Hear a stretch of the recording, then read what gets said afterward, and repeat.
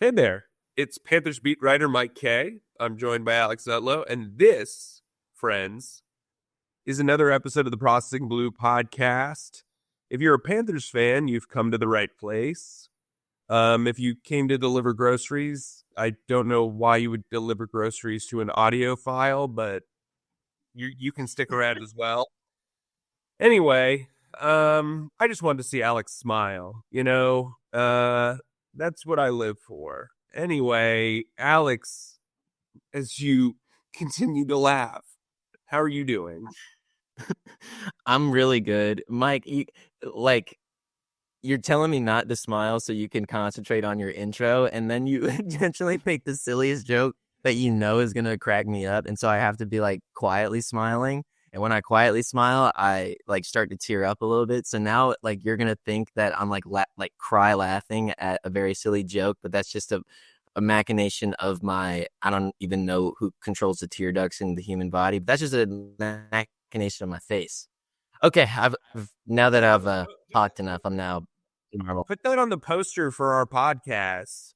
You'll laugh, you'll cry, you'll Alex Zutlow. But anyway, Yeah, no, that's a possibility. yeah, Alex, we went to Atlanta. That was a thing. Really exciting game to close out the first year of the Dave Canales era. I mean, we are really just I think we are continually exhausted because we drove back after the game so that we could be there for locker room closeout the next day. For those who don't know, the Panthers basically had their last day of school immediately after the final game because they're not going to the playoffs. And it was very early, especially for a media group that was driving back probably starting around 7 or 8. Alex and I had a lovely meal at a Swanee, Georgia Outback. Alex was such a gentleman. He let me watch the Golden Globes TV at the bar area because I was hoping Harrison Ford would finally be awarded an award, for his acting because he is our greatest living leading man. But of course he didn't. So whatever. Alex, you are now entering an off season where you do not have to cover a new head coach. Mazel tov to you. First off, before we get into analysis, and I know we're rambling a little bit, and Zach's probably looking at the clock and saying, wow, that was 3 minutes of nothing. But you enjoyed it because you listened to the Processing Blue podcast, and we wanted to thank you guys for all of the feedback, for all of the listens, for all of the emails, subscribing to the newsletter, reading all of our coverage. I just want to get that out of the way because that's truly what is most important to us. This was my 10th full season as an NFL beat writer, my 3rd in Carolina, and this season was a doozy, both personally and professionally, and I am extremely grateful to have Alex as a beat partner, Scott as a columnist, and, I think this offseason is going to bring a lot of great coverage, but I didn't want to go without saying thank you guys for your support. Even if you don't love our takes, or you argue with our takes, or you correct Alex in YouTube comments, or you say funny things about Mike and his T. Higgins stuff. Didn't mean to speak in the third person there. I just had called him Alex, so I just kind of wanted to differentiate. But anyway, a big thank you to you guys who really follow along. And there's a lot of you who we do get feedback from that are kind of 5-tool players when it comes to Carolina Panthers coverage with the Charlotte Observer. You subscribe to the newsletter, you listen to the podcast, you read all the articles, you bake banana bread for Alex. There's a lot that you do. And so we just wanted to thank you. And I know I'm hogging this as I typically do, but Alex, if you wanted to weigh in, go for it. Yeah, no, I completely agree. I think Mike and I can both agree that this is one of our favorite times of every week is talking to each other, but also talking to y'all as well. It gives us a forum to be silly, but also be conversational about the Panthers, which I think is the mode that most fans operate in. We both take writing very seriously, but we also like to have fun and not take ourselves. We like take, as Mike always says, we like to take the work seriously, but not ourselves seriously. I will say though, Mike, bro, like you went through your time as an NFL reporter, and you've now crested the double-digit mark, which I'm very proud of you for. This was my second season covering an NFL team, my second season in Carolina, and let me just say, man, I am so happy that I didn't have to respond to any of the Twitter notifications that I got today. One of which was the Jaguars have put in a request to interview Bucs OC Liam Cohen for the head coaching job. Didn't have to respond to the Lions interviewing Aaron Glenn for the head coaching job. Didn't have to respond to anything Mike Vrabel related like I did all last season. It's kind of a strange place to be. It's like, okay, well, the Panthers didn't make the playoffs. They're 5-12. These things are true, but there's a stability there, and there's a stability that I think is deserved on this Panthers team. And thus, our offseason kind of is going to be more stable as well, I imagine. I mean, you've been through more stable off seasons than I have, but I think that we have a chance to do some really awesome and deep work this offseason, which will be cool as opposed to just staying on top of the news of the day. So very excited, very thankful for the listenership. Mike, let's talk about Bryce Young, bro. Let's get into it. Let's get into it because 5 touchdowns of all sorts, 7 scoring drives, another walk-off win.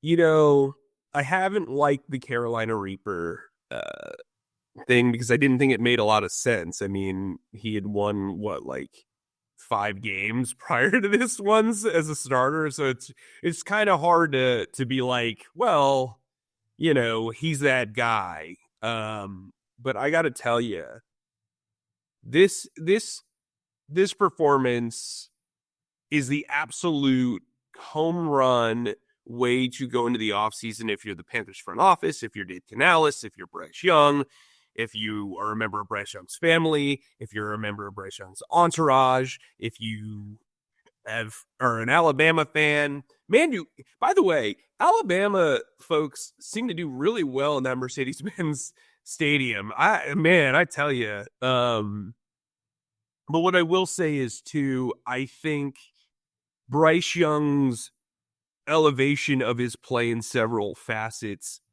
will elevate the play calling exponentially next year. We'll get into that, but Alex, you've been a guy who was skeptical of Bryce Young. You've kind of gone a couple of different ways with this throughout the season, and understandably so, because those first 3 starts left a lot to be desired. But since week 9, he has really just been a baller. Like, frankly, I mean, he returned to the lineup in week 8, and since then, he threw 15 touchdowns, only had 6 interceptions, and he ran for 5 more touchdowns. Like, look, the numbers aren't terrific when you look at them in, the vacuum of box scores. Like, Bo Nix has more passing touchdowns this season as a rookie than Bryce Young has in 2 years combined.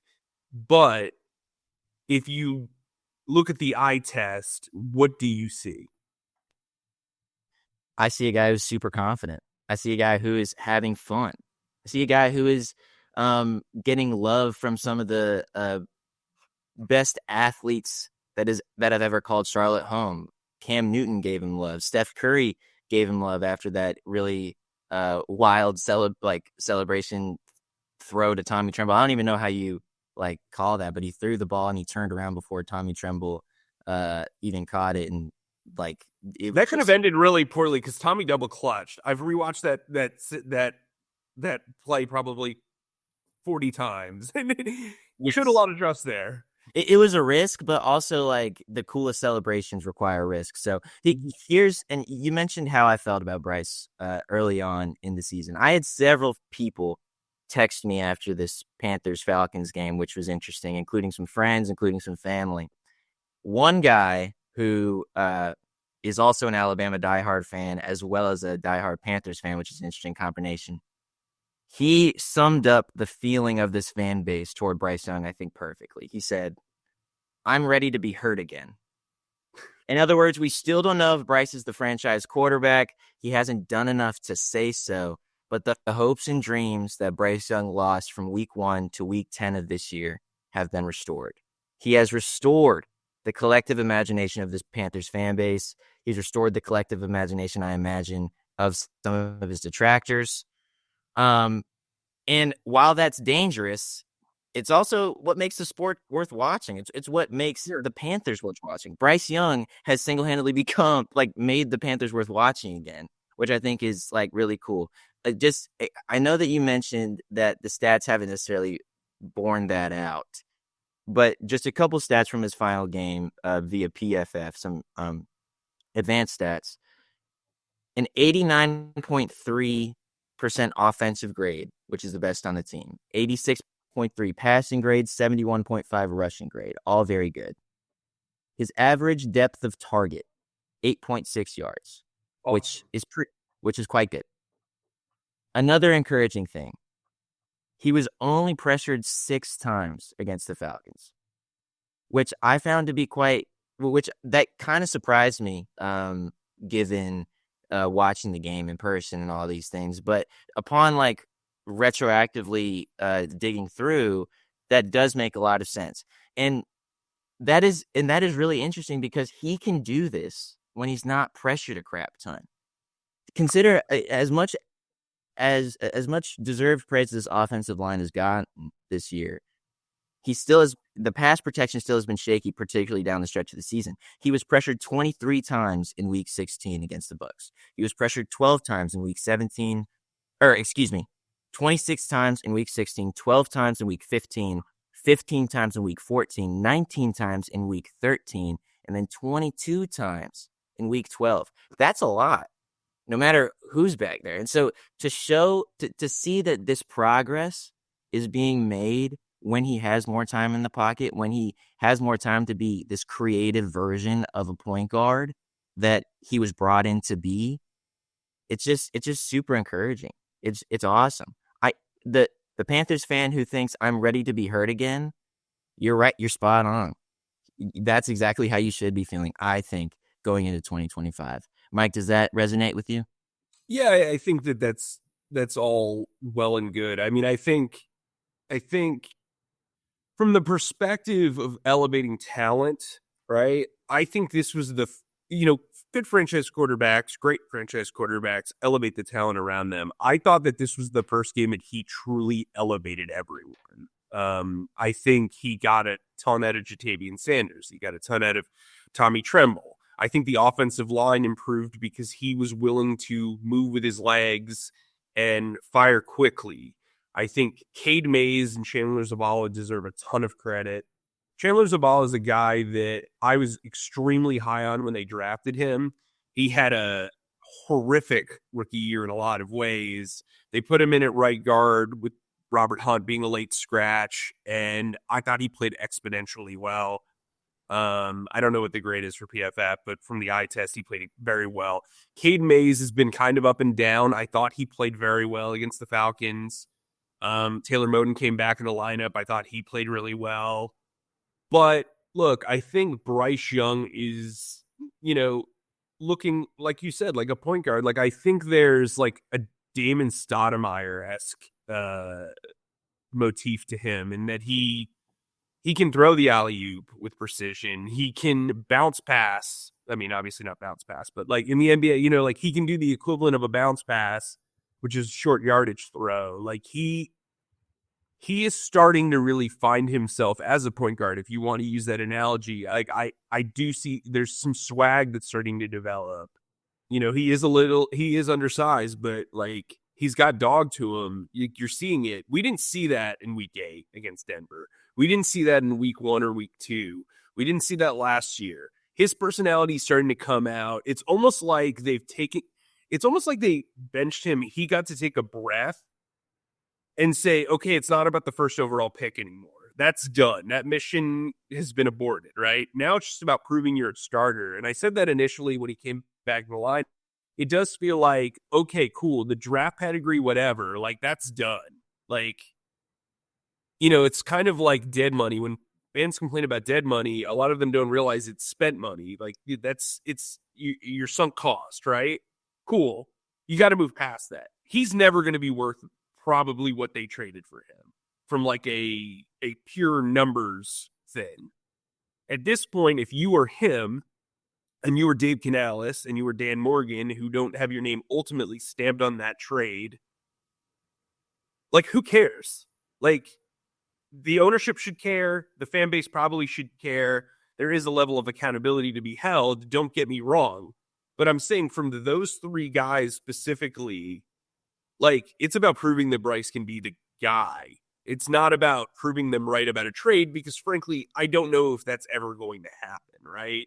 Yes, the Bears. Oh, by the way, the Bears, who got all that value, finished with the same exact record as the Panthers. But yeah, getting back to the play on the field, I just think like Adam Thielen and his chemistry are just like unreal. Like Adam Thielen's entering the final year of his deal. It wouldn't shock me if he got extended another year. I know he's older, but like bring that salary cap on down, make him happy. I mean, he's been the guy that's made Bryce look good when Bryce has looked good. The tight end room probably needs to be reworked. I'd bring back Tommy Tremble. We'll get into those offseason moves down the road. But I think what's interesting about this game is, so we did a poll. We did the Processing Blue Awards. And Chuba Hubbard was named the MVP of the offense. J.C. Horn was named the MVP of the defense. Josie Jewell is the runner-up for the MVP of the defense. Lonnie Johnson was voted the runner-up for special teams MVP. None of those guys played in this game, and they still were able to put up 44 points and win a game in overtime with Bryce Young as the huge catalyst to that win. Bryce, who received no votes for offensive MVP last year as a 16-game starter, received more than a dozen this year, which I think is impressive considering how good Chuba's been. Like Chuba, I mean, it's a no-brainer in a lot of ways, but the Processing Blue Awards, we pulled the locker room. It's anonymous. You can have your vote. A lot of guys actually did take it seriously. And I started the awards because I knew if, like, when the Panthers started to play well, like, people would actually really take a lot of focus in that. But so to play without your top two defensive players, according to the locker room, to play with one of your top two special teams players, to play without your top offensive player, and for Bryce Young to be this guy who throws 3 touchdowns, runs for 2 touchdowns, and just puts on an absolute performance. Oh, and by the way, protects the ball extremely well. I like, if you're Dave and Dan, like, I just, like, I don't know how you could have had a better outcome. Yeah, you could say, oh, they lost 2 spots in the draft positioning.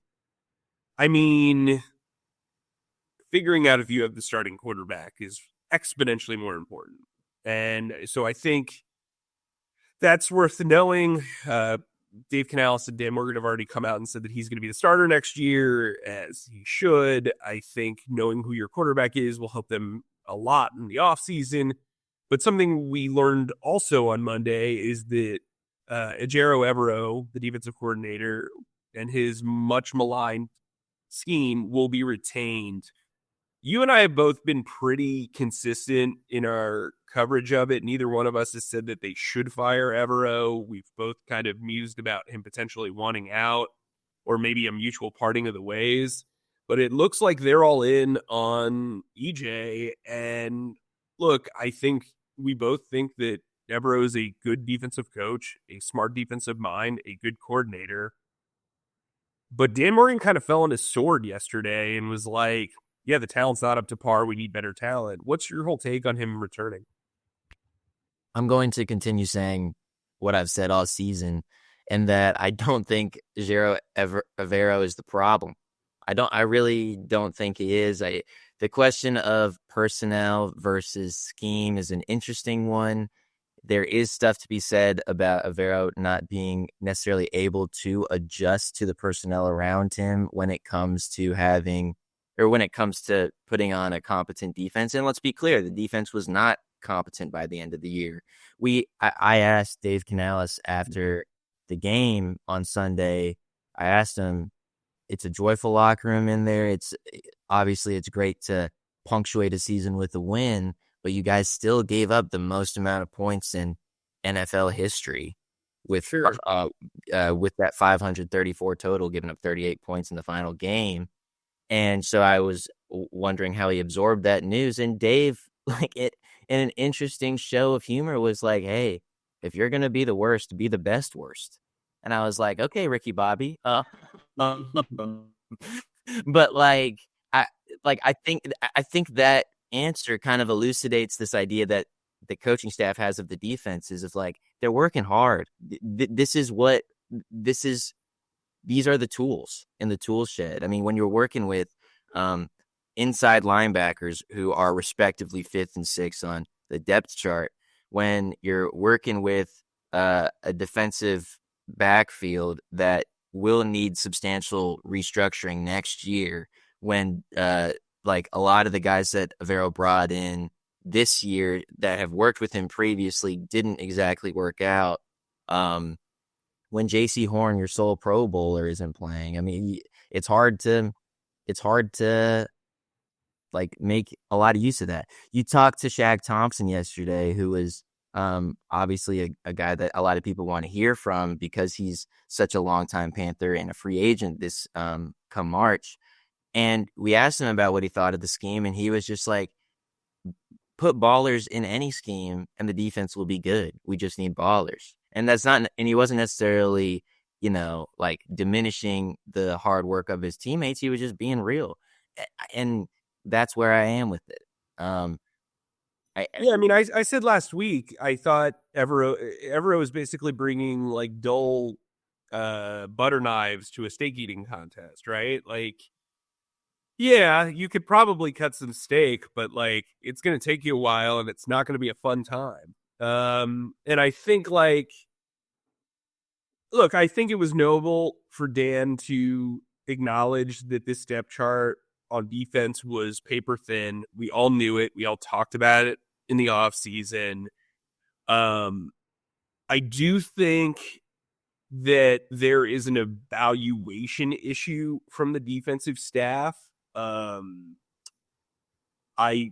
don't know how much say they had in bringing in the familiar faces, but the familiar faces, outside of Ashawn Robinson, just like Jesse Jewell had a great second half. I'm not taking that away, but like, I don't think the evaluation from staff to pro personnel is very good. We all know, Evero is big on DJ Johnson, and glad to hear that he is doing well after his car accident, but you and I have half a sack less than he does through 2 seasons. Like, there's Jamie Robinson didn't work out. I don't know that I would put that on the defensive staff, but like, I hope from the standpoint of the front office that they are truly leading the charge on evaluation and the defensive staff isn't, because if you're going to bring back Evero and you want to have improved talent, Shy Tuttle, like, if you don't have anything nice to say. But like, this is, and I like Shy. Shy's a great dude, but it's just like has not worked out. And, I do wonder what happens with Shaq Thompson. He's had those back-to-back injuries.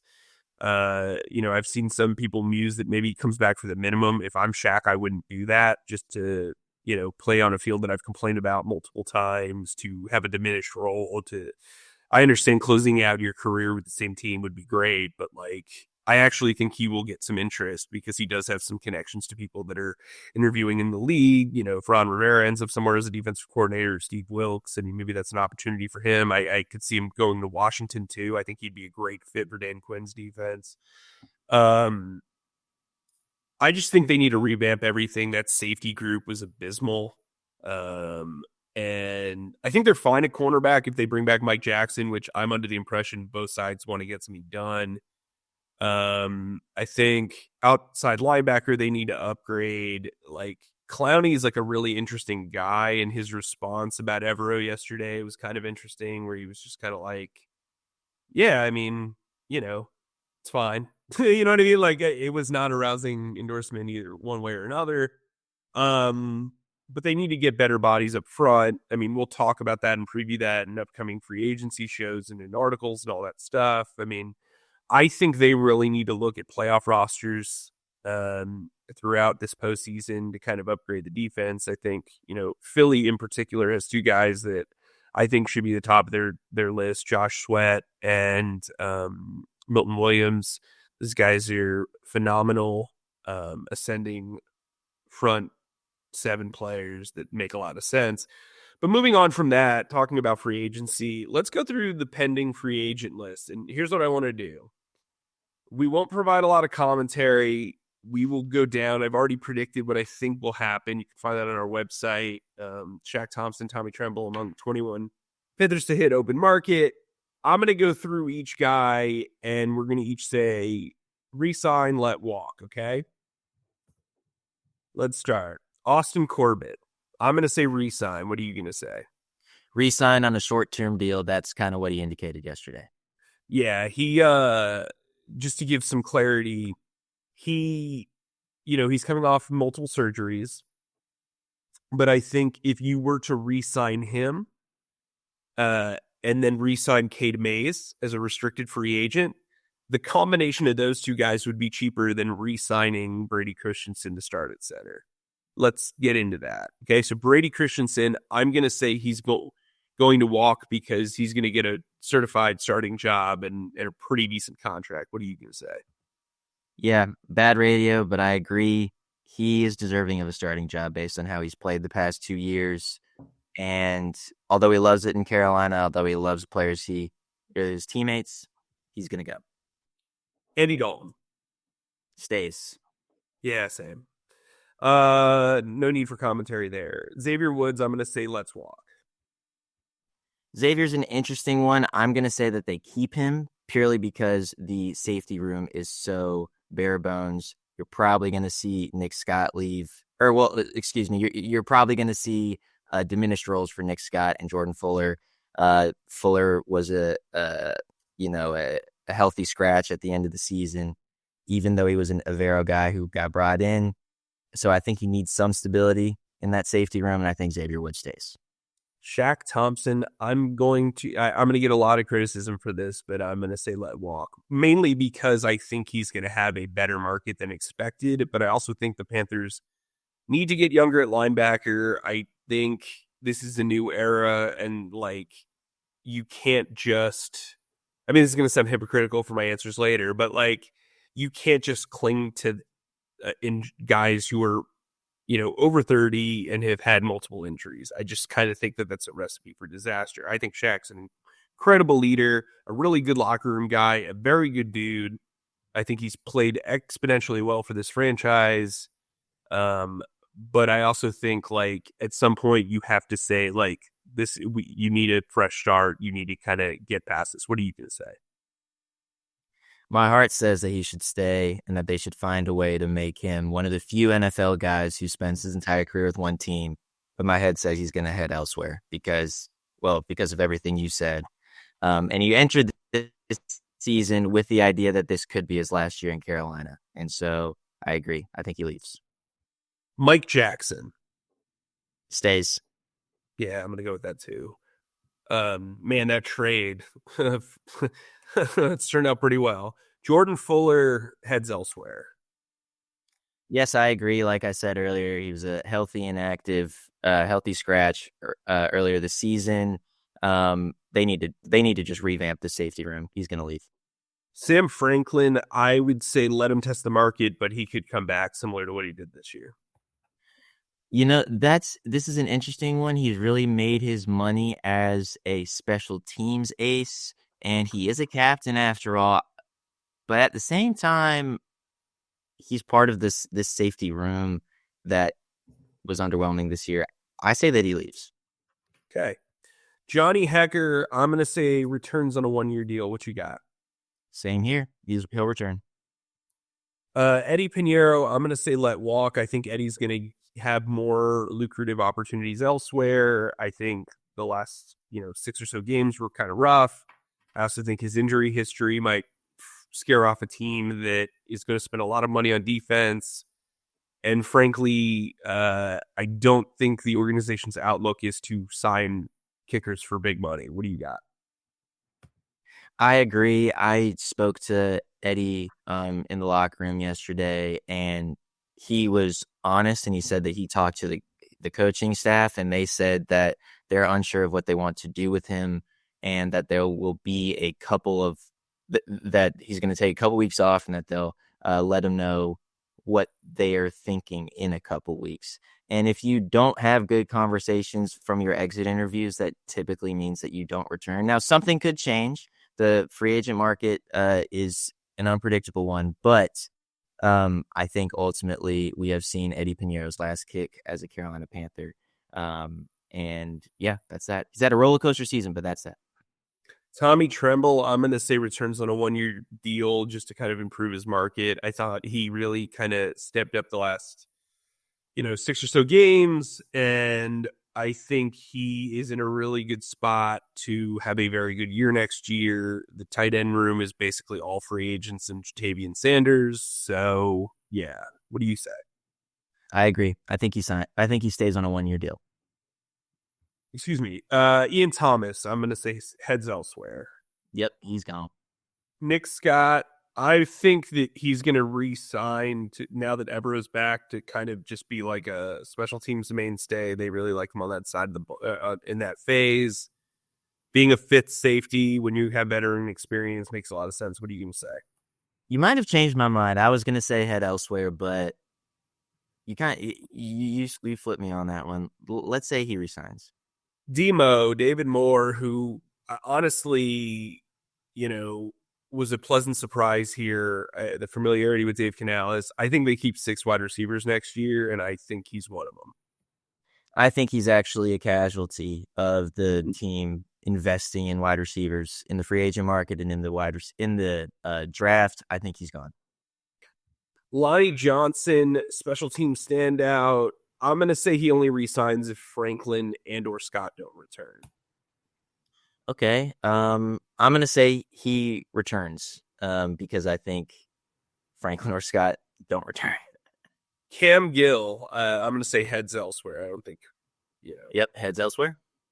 Felipe Franks, I'm going to say resigns to a multi-year deal. I think they love what he brings to this special teams group.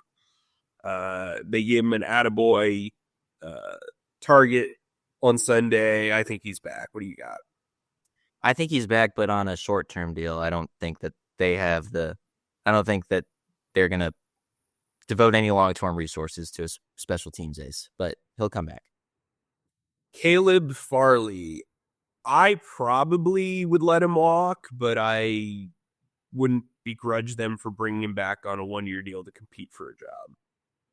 I think he's coming back. Okay. Mike Boone heads elsewhere. What do you got? Yeah, this running back room is just like really deep. There's also a lot of uncertainty with will Jonathan Brooks come back. He was really important as a reserve running back at the end of the year with Miles Sanders out, with Chuba Hubbard out, and he's a good returner as well. He's liked by this coaching staff. Still, I think he heads elsewhere. Deshaun Williams, I'm going to say he resigns to compete in camp. He seems to be like an Evero lifer. What do you got? Yep, I'm cool with that too. I think he resigns. All right, really quickly, restricted free agent, yay or nay? Cade Mays, yay. Yay.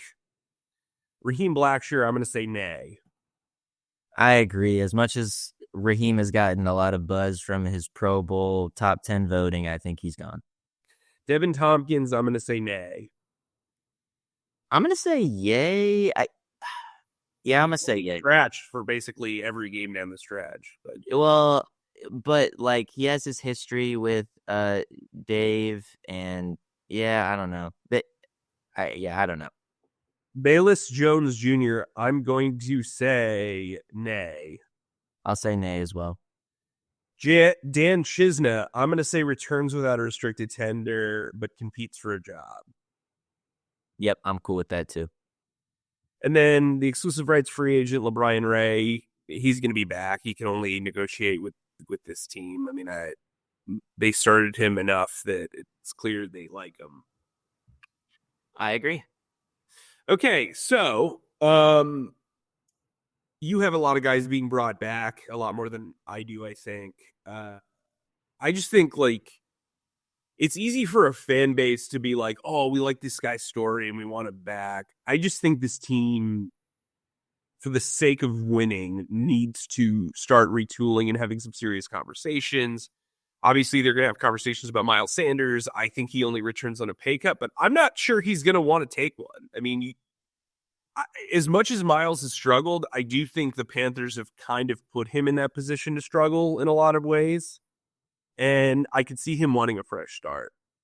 But the Panthers are going to try to save money on that running back room, and I can't imagine they don't ask him to take a pay cut. The other guy, Taylor Moton, who they can save roughly $13 million by signing to an extension, or $12.7 million by cutting. I think signing him to an extension makes a lot of sense. I would sign him to like a really short-term extension, like 2 years, spread up that cap hit, have him be part of the collective, be one of those guys that plays his whole career in one spot. He's been as reliable as they come. Do you have anything to add on either one of those guys? I do just want to say about Miles, after the game, after the Falcons game, he took that opportunity to talk his mess and to let the NFL know that he should not be on the sideline, essentially. I kind of took what he said and what Canales said about him after the game as like as in many ways, they're advertising for Miles, like, hey, this is who we got when he's the starter. This is what he can produce, and he's not going to be the starter for us in Chuba. So at least how I interpreted it was, hey, other teams in the NFL, if you need a playmaker at the running back position, we got one, and we'd love to have him back, but he's available. That's how I interpreted it. So here's what I would say. I think Chuba, the initial plan was to get the most out of him before he hit free agency. If he works out, awesome. You'll sign him to an extension. If he doesn't, we've used up his kind of, touches or whatever. I think now that he's under contract, they're going to want to do more tandem style running, which they would have done with Jonathan Brooks. There's no say as to whether Jonathan Brooks will play next year. I think they'd like to have Miles back. Everything I have heard internally is they're fond of Miles and that he has handled a lot of stuff better than most would. That said, wanting a guy back with a pay cut is different than wanting a guy back.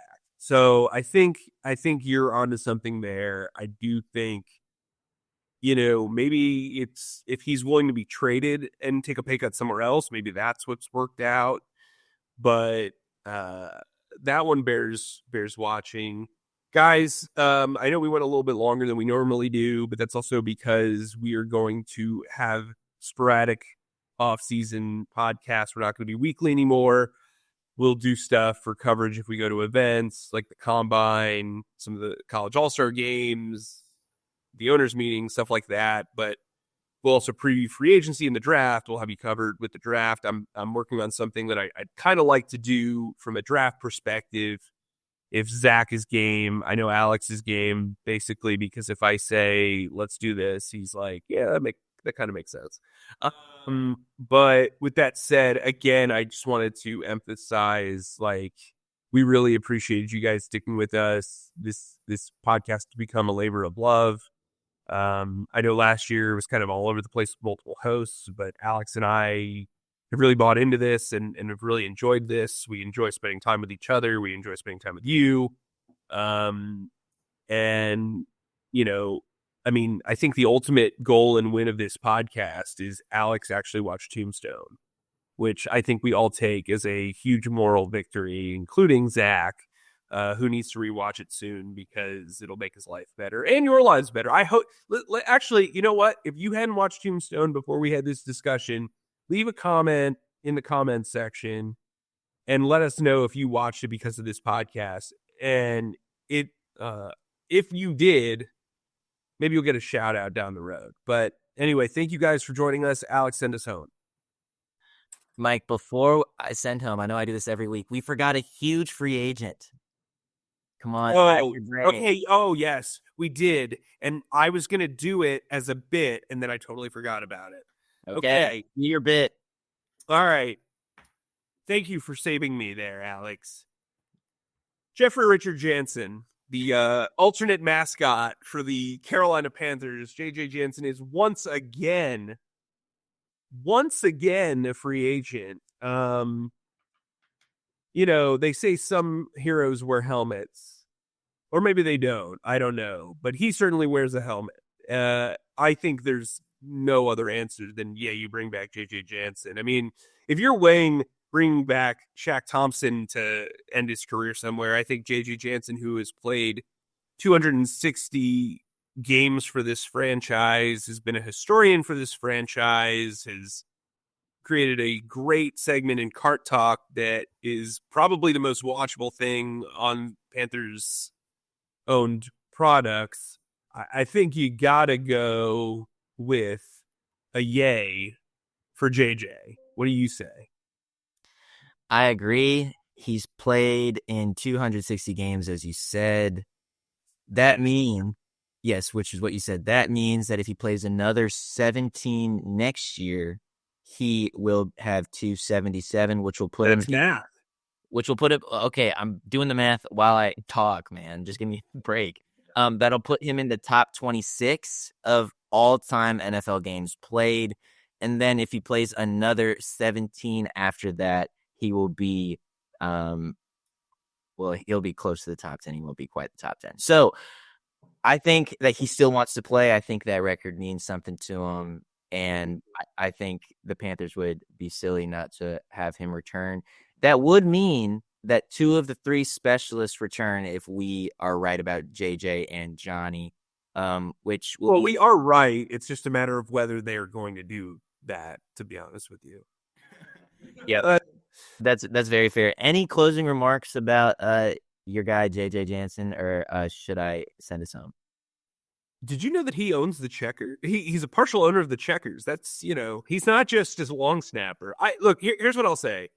J.J. Jansen is significantly more important than his job title. He is a rules expert. He is a locker room leader. He is a chatty Cathy on many topics. And you know what? I mean, he's a joy to cover. He really is. I mean, if you Tracy Smith said the other day, I've never asked him a question he didn't have an answer to. And honestly, that's kind of a look into what it's like covering JJ Jansen. Like, if there's a rule issue or, there's a change in like uniforms, he's got this historical knowledge and he is a very smart guy. So I would say re-sign the mascot. Sir Purr, he's coming for you. He is. JJ Jansen's career is going to outlive us all. I'm assuming. But anyway, on that note, send us off, Alex, just like JJ would if we were in the locker room and we asked him, any question, literally. Go ahead. Hold court. Thanks as always for listening to our pontifications on all things Panthers with Mike Kaye and myself and our wonderful producer, Zach Dennis. Please subscribe and follow us on Spotify, Apple Podcasts, or wherever you get your podcasts by searching Processing Blue. And if you watch us on YouTube, please subscribe to our YouTube channel and click on the bell icon to get notified whenever new episodes drop. And finally, please be sure to stick to charlotteobserver.com for all your Panthers needs. Stay humble, stay creative, and keep processing. That's a wrap, Zach.